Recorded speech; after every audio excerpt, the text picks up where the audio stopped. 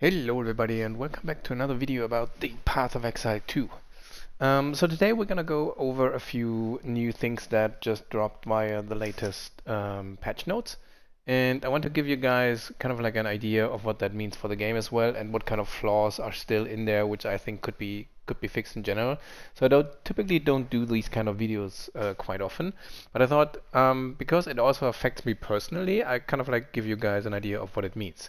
So a few disclaimers in the beginning. I'm actually not that much into the game. I'm playing a warrior class at the moment, which in itself is also probably the weakest class when it comes to melee damage. But I still like it a lot because I typically play melee damaged characters in those types of games. I don't like running around or running away and attack with rangers and mages. So I'm playing a warrior. I'm currently level 15 and I'm in Act 1 only. But already a few of the kinks I encountered in the beginning are now getting patched out, which is just great for the overall feel of the game, and also for the warrior and melee characters in general.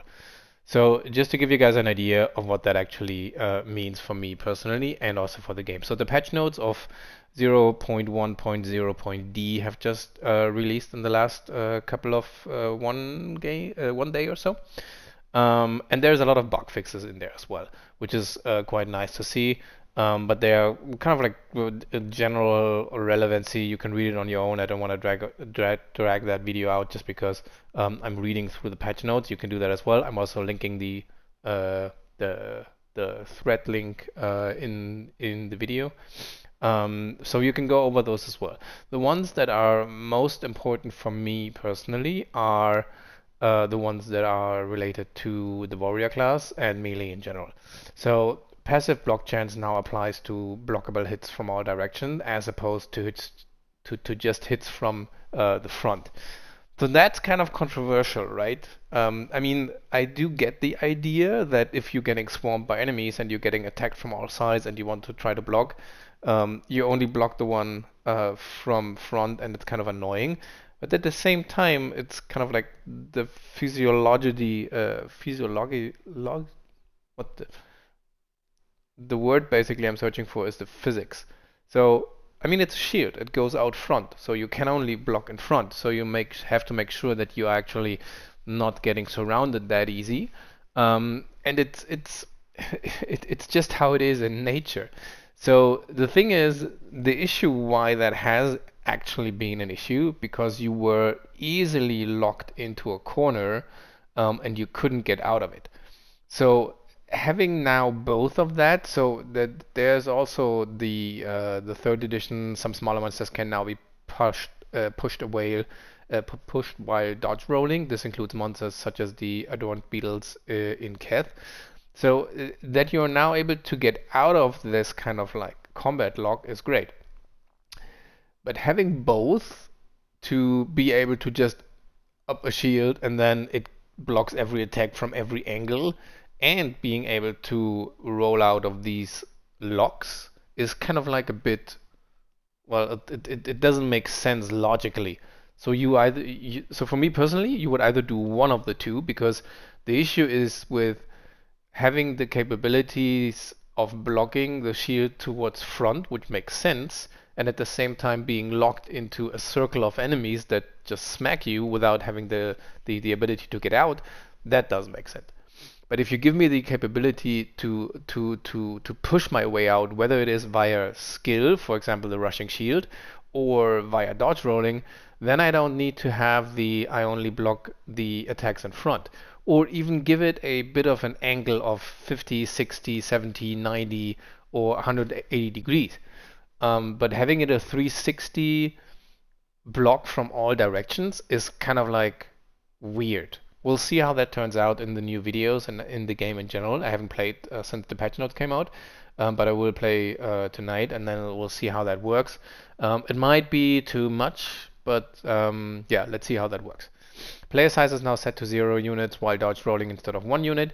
That actually makes sense for everybody and for every character class. And also, I would say I wasn't too unhappy with the dodge roll in general. I mean, I'm used to playing Souls games and stuff like that, so I'm kind of like naturally having a good sense when it comes to when do I have to click a button in order to avoid an attack.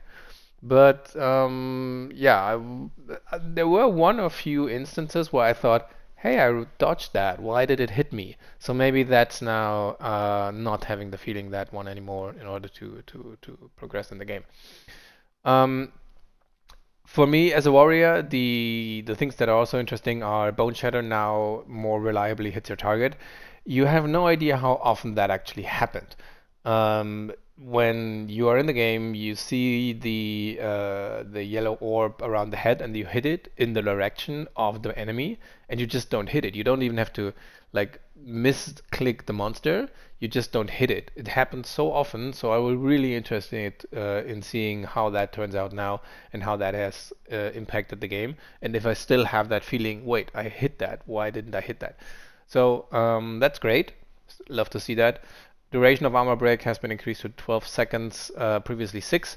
I haven't used armor break yet, but I'm also interested in how that turns out.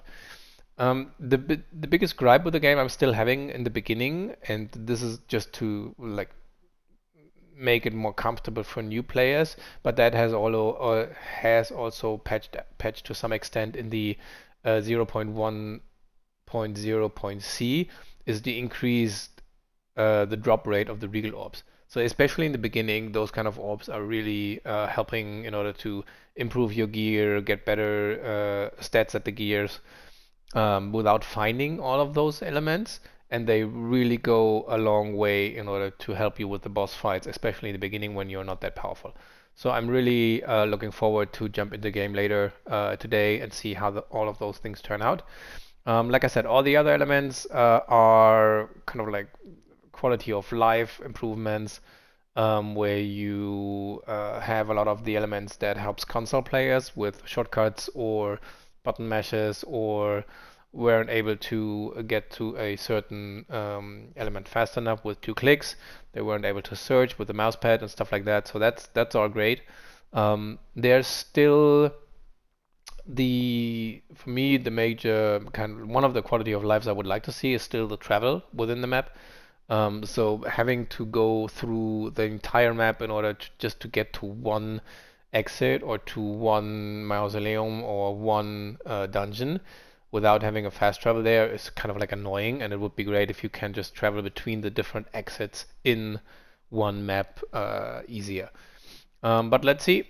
I mean, it's a great start. I'm looking forward to the elements they changed for the melee classes, and I will see how they impact the gameplay.